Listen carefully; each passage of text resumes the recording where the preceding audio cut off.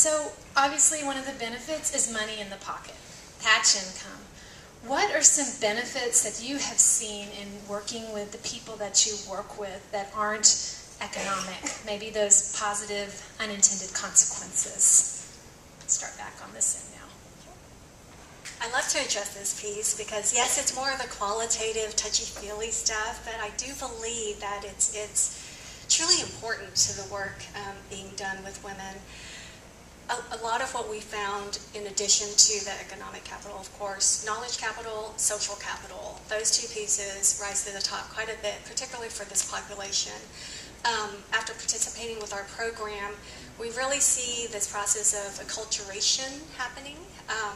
For some of our artisans, we recognize that as women who didn't know the language, didn't know their way around town, they literally would not leave their apartments or their apartment complexes. And so even coming to one of our sites, to an event, that's a big move for them. And over time, of course, they become more and more trusting and comfortable and able to interact directly with Houstonians and with the customers at the other end.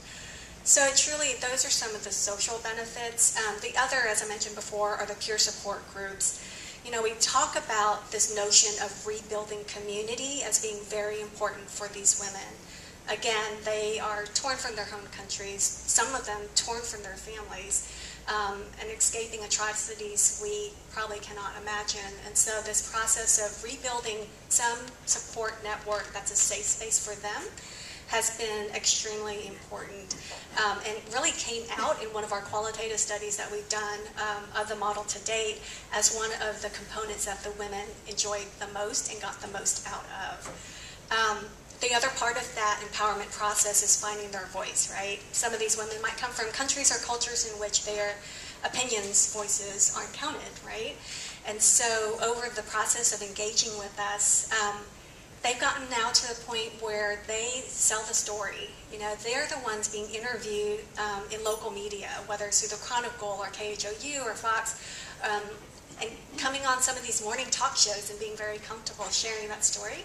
So I think that's really important, that the women be able to share their own story in their own words when they're comfortable doing so.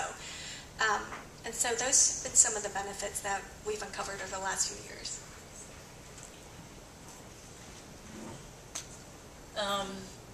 The women that we work with the Mayanut, they have such a different perspective on the whole business concept. It's very different from the way men see it. And then originally in Guatemala, the Mayanut was being produced by men for export. It never occurred to them to feed it to their kids or to try to develop a local market at all. It just wasn't something that was on their radar at all.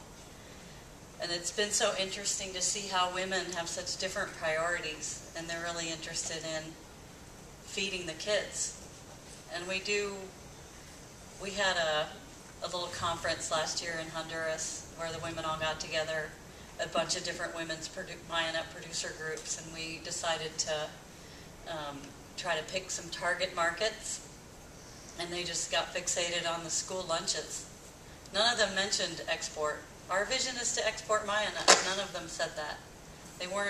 They're not focused on bringing in the mighty dollars. They're focused on different things. Their value set is very different. They want to feed the kids. They want to know that their Mayanut's being eaten by people that really need it.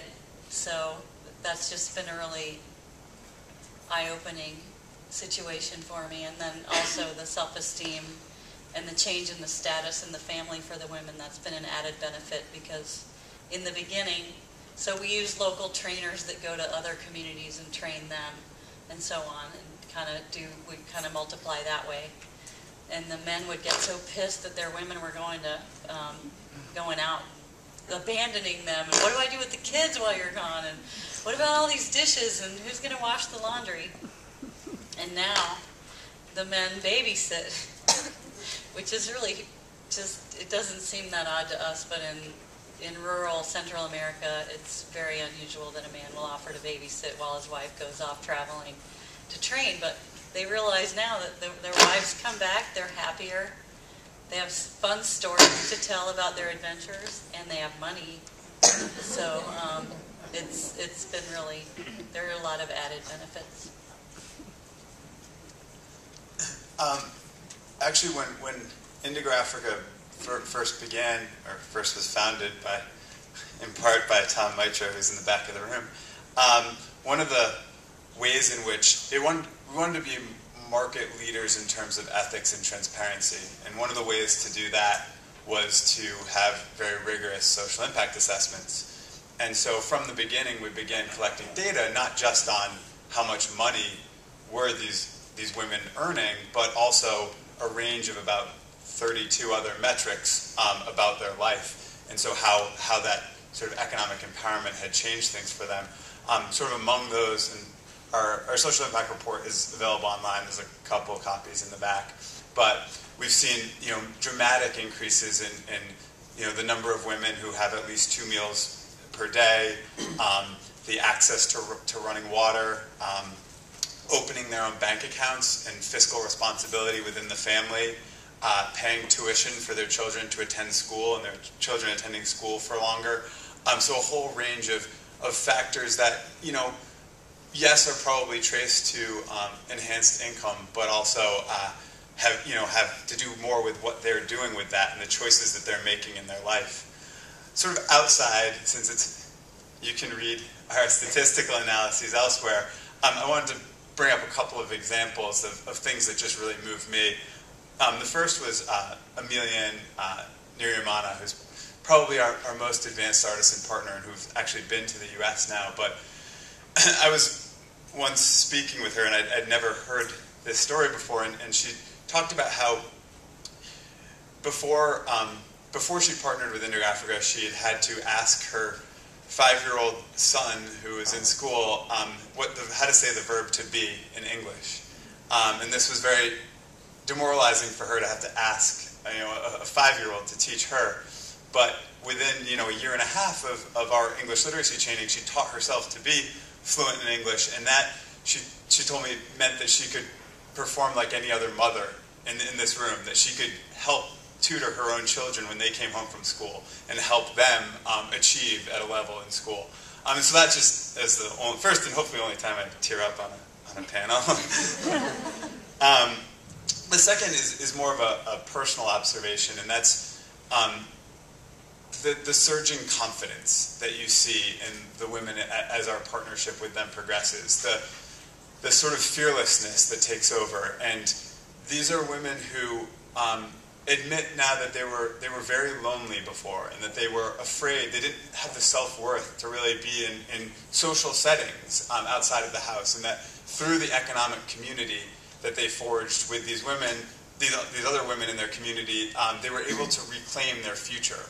And there have been times when I've been there, and yes, there's a lot of dancing and singing at some of the cooperatives, but you just look at some of these women and you know that this cooperative might not work.